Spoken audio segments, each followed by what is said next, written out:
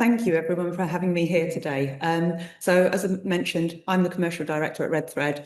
We are a small market access agency, and we work with pharmaceutical companies to ensure that patients get access to treatments by ensuring that they're reimbursed. Payers have been alluded to occasionally throughout the morning. I think we heard in Meryl's talk earlier, there was the very emotive story about how her child was getting treatment through a managed access program. However, then she found out that the product might not be reimbursed. So what I want to come to do today is to give you a different perspective, that of the payer, who are critical in ensuring rare disease treatments get to patients, but can often be forgotten. So I'm going to briefly outline what the challenges are from a payer perspective, how things are starting to be done differently, how patient groups, how early stage clinical programs, different stakeholders in the room can potentially utilise some of the information and how they can engage to really help, and some great examples of things that are happening within this world. So I've just got a picture of a zebra on this slide because I don't like wordy slides fundamentally. So as I'm sure a lot of you know, a zebra is a symbol of rare disease. Back from the days when physicians were told to look for horses instead of looking for zebras. Now, things have moved on. Thankfully, HCPs are being trained to look for certain rare diseases. We have rare disease awareness days. We have a lot of specific initiatives to make sure that there's a lot more awareness of the different rare diseases that are out there. However, where there's been less consideration is how do you talk to a payer about it? What language is going to resonate with them? So from a payer point of view, if they think of a rare disease, sadly, the first thing that comes to their mind is probably, oh my gosh, it's going to be really, really expensive. Libmeldy, the most expensive drug in the world, is for a rare disease.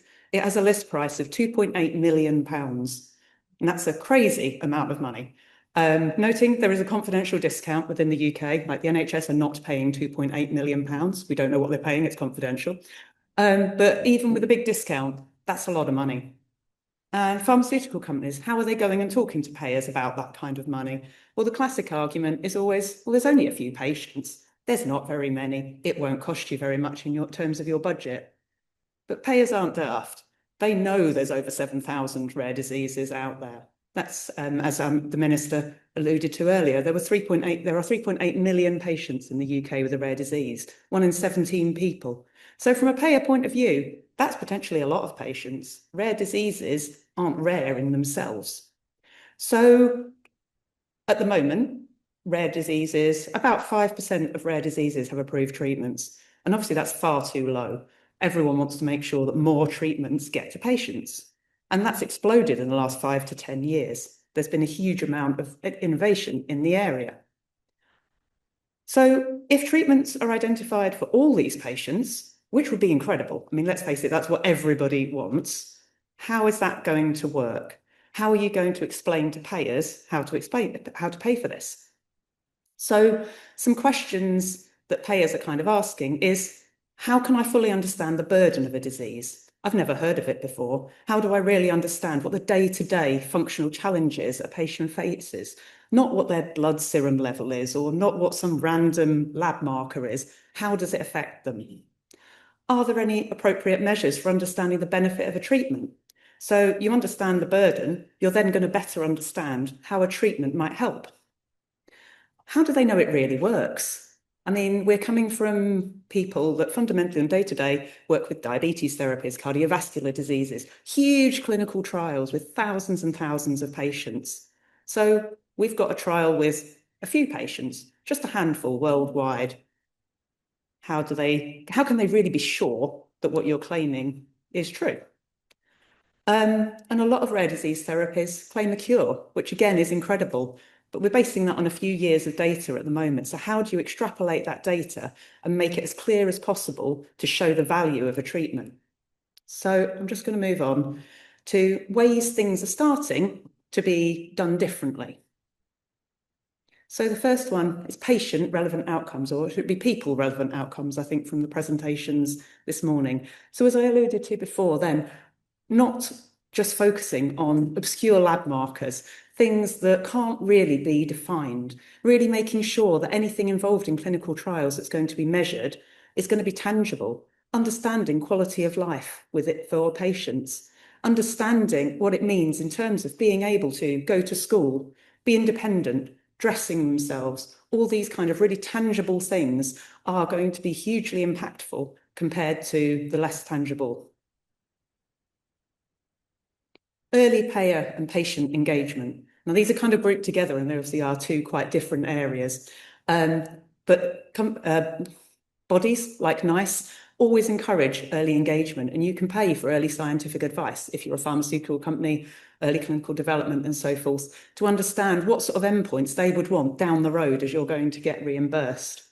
And getting patients involved in those conversations, understanding what's going to be important to them, understanding how you can use patients to advocate for themselves to help get access to treatments.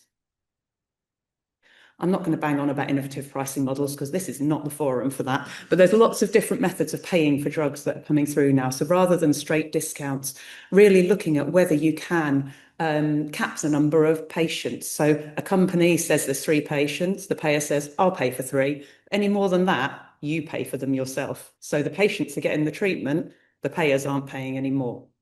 Milestones, etc. And finally, probably the biggest thing, real-world evidence. There is a huge amount of work going on, managed access programs, as we've been hearing about, and loads of other initiatives, varying by country, to really make sure that we're generating that additional data where it's not possible in a clinical trial, and that patients are getting the treatments as early as possible, rather than having to wait till you've gone down a route with 5, 10 years of trials, so you've got enough patients, making sure you're generating it as you go along to give patients that hope. So I'm just going to run through a few very brief examples of things going on in the world. Now, obviously, this is a US example. We're a UK meeting. I'm not going to bang on for ages about what they're doing out there. But the FDA have just launched what they're calling the plausible mechanism pathway. Now, this is more of a regulatory route than a reimbursement route, but their aim is to provide access to treatments for exceedingly small patient populations. So fundamentally, where you've got 1 or 2 patients, there's no way that a clinical trial is even going to be possible, let alone not particularly impactful. So getting the treatment to those patients where they have nothing else, and then assessing it for safety, efficacy, and then eventually value as you move through the process. And that's something that potentially could be translated into reimbursement and into other markets. It's just been announced, so there's no information yet, just to clarify on that one. Secondly, here in the UK, NICE. I mean, we all know NICE as the gatekeepers, basically, to the NHS. They assess products to help the NHS understand where value can be found and what they should be paying for. Now, NICE have a process called the Highly Specialised Technologies process. It's been running for a few years, and the idea of the process is that rare disease treatments won't have to go through the standard process that other treatments go through. It's supposed to provide more flexibility. You've only got a few patients, you haven't got enough data, perhaps the drug is more expensive. However, the reality is that very few drugs are currently being accepted for going down that route.